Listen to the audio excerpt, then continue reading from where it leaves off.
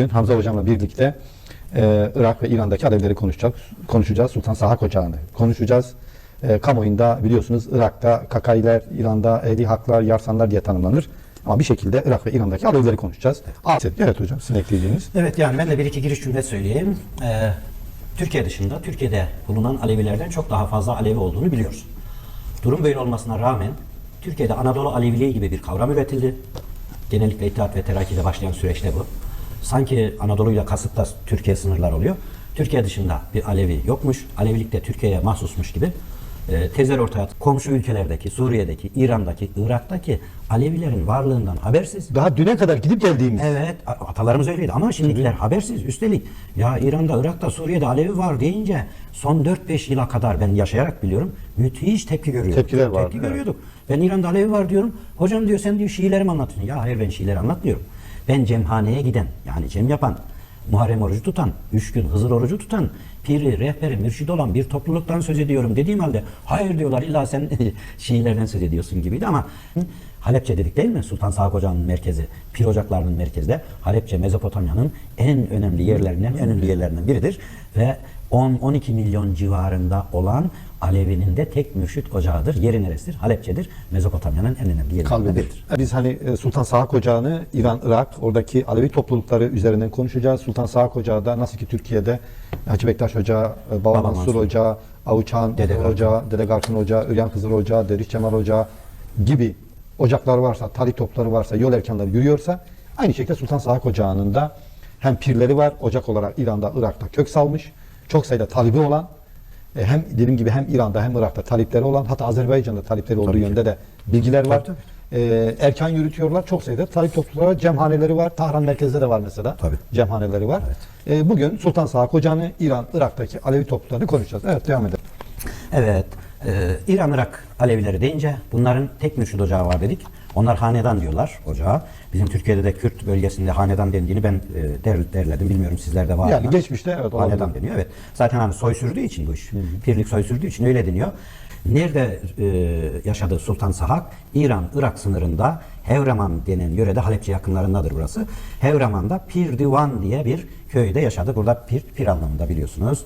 Ocağın kurucusu Sultan Sahak'ın ya da İshak'ın babasının adı Şeyh İsa'ydı. Şeyh İsa aslen bu köyden değildi. Pir Divan'dan değildi. Neredendi? Süleymaniye'nin 23 kilometre doğusunda Berzinye köyündeydi. O Berzinye köyünden göçtü, Pir Divan'a geldi, yerleşti. Ve Sultan Sahak da bu Pir Divan'da doğdu. Sultan Sahak'ın uzun bir hayat yaşadığı söylenir. Yaklaşık 11. yüzyılda yaşamıştır. Tam olarak tespit edemiyoruz. Kitaplar vardır. Biraz sonra söz edeceğiz ondan. 7 oğlu oldu Sultan Sahak'ın. Bunlardan ikisinin soyu sürmedi, yani soy olmadı. 5'inin soy oldu. Bu 5 oğlundan gelen hanedanlara biz pir ocağı diyoruz. Yani oğullarından gelenler pir ocağı oluyor. Kendi temsilen tabii kendisi çocuklarından da mürşitlik oluyor. Hemen açıklayayım. Hangi pir ocakları var bunda? 1. Hamuşi. Sultan Sahak'ın oğlu Abdülvefa'nın ya da Ebu'l-Vefa'da deniyor. Hamuş. Hamus da adı yaygındır. Bizde bilmiyorum, sizde var mı Hamus adı? Ebu'l-Vefa, pardon? Ebu'l-Vefa ya da Abdülvefa deniyor. Bu başka biri. Bu başka Ebu'l-Vefa. Çünkü tarih olarak farklı tarihler. Farklı evet. Ve zaten Musa Kazım soyundan bu. Ebu'l-Vefa Zeynel Abidin soyundan. Peki nerede yaşadı Hamuşi? İran-Irak sınırında Seyit Davut köyünde yaşadı. 16. yüzyılda bunlar Kerkük yöresindeydi. Yine 16. yüzyılda İran-Irak sınırındaki Seyit Davut köyünde de Seyitleri vardı. İkinci pir ocağı Miresuri. Kızıl Bey, Kırmızı Bey gibi bir anlama geliyor herhalde bu. Sultan Sahak'ın, İshak'ın oğlu Seyit Ahmet Miresur'un kurduğu ocaktır. Türbesi Halepçe yakınındaki Eski Havar denen köydedir. Üçüncü pir ocağı Mustafa'yı. Bu da Sultan Sahak'ın oğlu Mustafa Safit Poş'tur. Safit Poş örtülü gibi bir şey herhalde, poşuyla ilgili. Tam bilemiyorum. Bunların hepsi Gorani'dir. Gorani, Kürtçe Gorani lehçesinde. Günümüzdeki temsilcileri Süleymaniye şehrinde Kubelezade ailesidir bunların. 4. ocak Bavisevi'dir. Yani baba İsevi anlamında. Sultan Sahak'ın oğlu İsa'nın kurduğu ocaktır. Baba İsa'nın türbesi Halepçe'nin Havar yöresinin Daretüf denen köyündedir. 5. ocak ki en kalabalık Seyit grubudur bunlar. İbrahimi ya da Şah İbrahimi, Şeyh İbrahimi dediğimiz gruptur. Bu da Sultan Sahak'ın oğlu Muhammed'in oğludur. Yani Sultan Sahak'ın torunu İbrahim'in kurduğu ocaktır. Şah İbrahim'in türbesi, sakın bizim Türkiye'deki Şah İbrahim'le karıştırmasınlar izleyiciler. Şah İbrahim'in türbesi Bağdat şehrindedir. İran'da ve Irak'ta en kalabalık talip grubuna sahip olan ocak bu Şah İbrahimileridir. Mesela Sultan Sahak'ın 13. 14. yüzyıllarda yaşadığı da iddia edilmişse de bunun gerçekle bir ilgisi yoktur. Ha, bunlara bağlı aşiretler var. İsterseniz ondan Ya istersen bir bölgeleri söyleyeyim ben. Yani hangi yaşadıkları coğrafyada. İran'da Gorani, Kelhur Kürtleri yine en çok Kirmanşah'ta ağırlıklı olarak bulunuyorlar. Güney Semender, Batı Hamedan, Kuzey Batı Luristan, Kuzey İran, yine Irak'ta Germiyan, Guran, Betinan'da ağırlıklı olarak bulunuyorlar, yaşıyor. Yani artık yaşadıkları coğrafya burası ağırlıklı olarak. Yine etnik olarak da mesela Kakaylar Kürt. Seyit ama Seyit olduğu için. Yok, yani Seyit doğrudur. Şey boyutuyla söylüyorum. Yani Hani konuştukları değil. Konuştukları değil. Şey de öyle. Aslında İran'dakilerin de büyük bir bölümü hatta şey olarak Kürt Alevileri diye tanımlanıyorlar. Evet. Böyle bir şey de var yani. Parantez açalım. Tel Afer'deki Kakaylar Türk. Tel Afer'de. Onları da söyleyeyim tabii ki. Biraz sonra şey yapacağım. Yine Kerkük'teki şeyler, Kakayların. Peki o Tel Afer'dekiler onlar da Sultan Sahak Şah Ocağı'nın İbrahim- bir Şah kolu İbrahim- değil mi? Şah İbrahim'e Evet. bağlı pir. Bir kere Sultan Sahak'ın yazdığı söylenen ki büyük ihtimalle de öyle Korani lehçesiyle Kitab-ı Serencam ve Kitab-ı Perverdigar var. Ama bir de şöyle bir durum var. İran-Irak Alevilerinde 24 hak aşığı var. 24 hak aşığı. Hani Türkiye'de 7 hak aşığı var. Gerçi hak aşığını sildiler, Türkçe yapacağız diye Ulozan yaptılar da neyse o da yanlış. İran-Irak'ta da 24 hak aşığı var. Bunların birincisi Bayrak Kuşçuzade'dir. Biz gerek Bayrak Kuşçuzade'nin ne diyelim divanını yayınladık. Sağ olsun Cavit Murtazaoğlu sana. Yurt yayınlarından. Yurt yayınları yayınladı. Onun divanı var. Söyleyelim okurlarımız bilsin. Yurt yayınlarından Bayrak Kuşçuoğlu divanı. Bayrak Kuşçuoğlu Divanı. Sadık Murtazaoğlu'nun. Cavit Murtazaoğlu kardeşimiz sanatçıdır. Kendisi İstanbul'da yaşıyor. Onun çevirisiyle yani Latinize etmesiyle diyelim yayınladık. Bence mükemmel. Yani İran'daki, Irak'taki Alevilerin hangi deyişleri okuduğunu bir görmeleri lazım.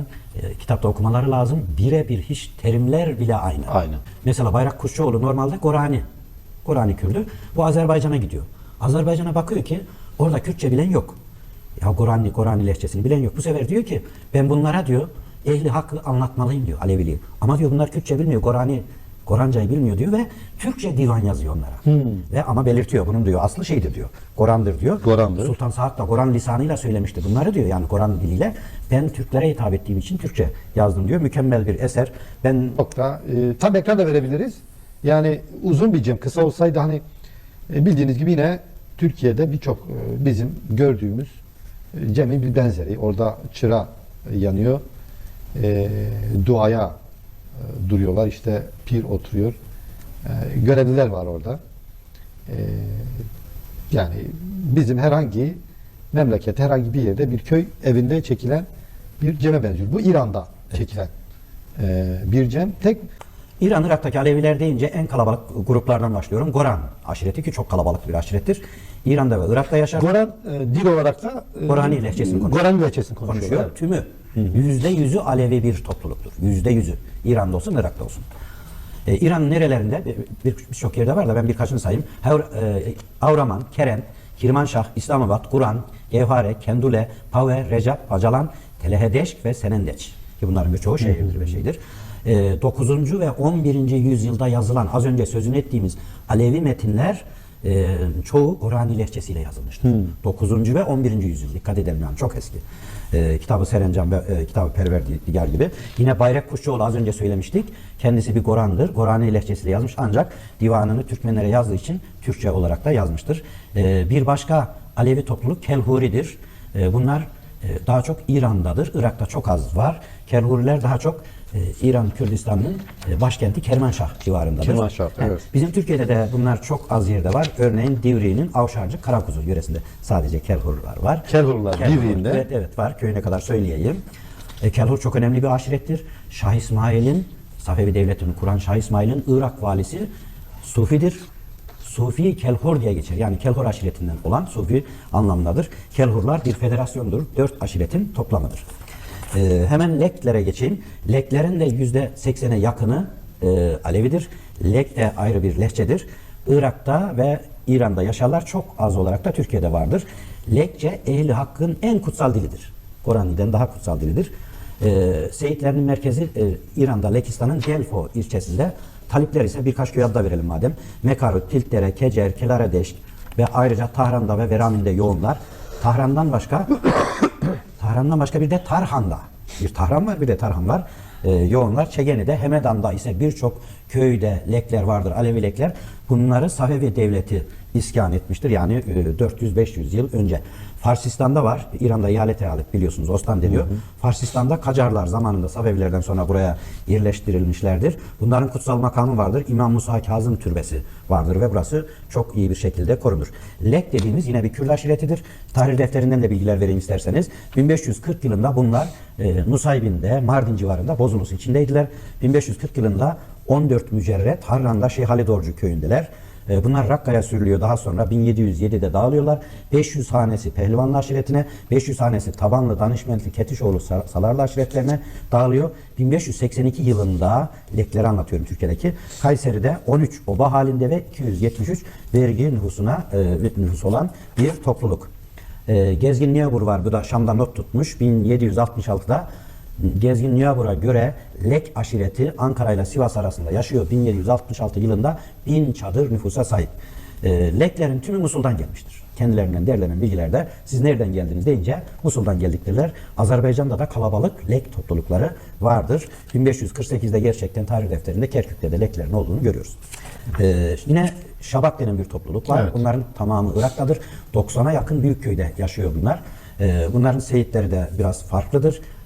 Bunlar da çok eski bir topluluktur. Örneğin 1526 yılında Kerkük Mufassal Tarih Defteri'nde 74 hane, ki o zamana göre çok yani az değil. 1540'da 180 hane, 1575'te 193 hanelik nüfusa sahiptir. 16. yüzyılda bunlar Yengice, İmam Fazlıya, Şirhan, Babınta, Baştepe ve Kadıkendi köylerinde yaşıyorlardı. Şu anda da o köylerde yaşıyorlar. Bir diğer grup, zamanımız az kaldı herhalde şey yapayım. Sarli dediğimiz aşirettir. Bu da Kurmanç Kürtçesiyle konuşur. Zap suyu kenarında sağlı sollu yerleşmişlerdir. 1500'lü yıllara baktığımızda bunların Nusaybin'deki köylerde olduğunu görüyoruz. Hatta bunların bir dilekçeleri var. Bizden fazla vergi alıyorsunuz. Fazla vergi alırsanız zaten bir kısmımız Zapsuyu'na gitti, bir kısmımız Bağdat'a gitti. Biz de oraya kaçarız diyorlar ve gerçekten de oraya kaçmışlar. Kakailerden zaten söz ettik. Son olarak hemen acele sayıyorum. Kalabalık bir Türkmen Alevi nüfus var. İran'da, İran Azerbaycan'da ve Irak'ta var. Irak'taki Türkmen Aleviler az da İran'da bir hayli var. Bunlar Şahseven Federasyonu içindeler yani. Çok fazla topluluk var. Türkiye'dekilerle de nasıl benzerlik gösteriyor? Zaman varsa hemen bir sıralayalım. Yok, var, zamanımız var. Evet. Şahseven Federasyonu var. Hatta konfederasyon da denebilir bunlara. Büyük bölümü Türkmendir.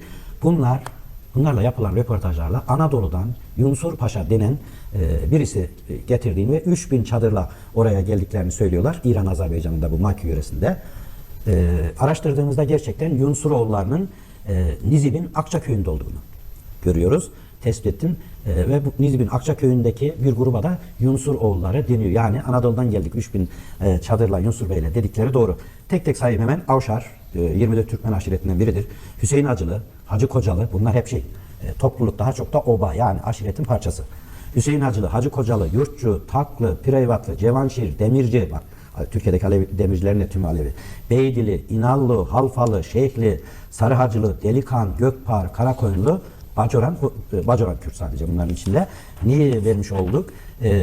Yaklaşık 2 milyona yakın nüfusu olan Şahseven Federasyonu'nun obalarını, topluluklarını saydık. Bunların tamamına yakını Alevidir. Ve Antep civarından gitmiş topluluklardır. Mesela Araplı obayı söyledik. Şu anda Antep'te 4 köy Araplı aşiretindendir ve Alevidir. Evet, cüze kalmışlar. Goranlar Halepçe'de. Evet. Var ya Anfal Harekatı. Enfal Hareketi Kimyasal tabii. silah, Tabii kimyasal tabii. silah. Yani herkes kamuoyunda dediğiniz gibi çok şey sanır. Sanki sadece orada Enfal Hareketi'nde biliyorsun Enfal Hareketi Saddam Hüseyin işte 200 bini aşkın Kürt öldürülür. Bir temizlik hareketidir aslında öyle diyelim tırnak içinde. O bölgede yaşayan Aleviler de bu katliamla ciddi kayıplar vermişlerdir. Özellikle Şabaklar ciddi halen baskılar var üzerinden öyle söyleyelim. Talabani var. Talabani biliyorsun. Talaban kasabasından olduğu için ona Talabani deniyor. Onun yaşadığı yerleşimin çevresinde hep Alevi köyler var. Alevi köyler var. Onun da hani böyle bir hayli laik seküler olması belki de bundandır bilemiyorum. Şeye de bakalım yani Irak'ta biliyorsunuz bu anayasa gündeme geldiğinde hani anayasayı Kur'an'ın esaslarından göre mi, şeriatın esaslarından göre mi yapalım, laik mi yapalım? Hem Barzani hem Talabani tutumu oldu. Yani laik olsun gibi bir tutumları oldu.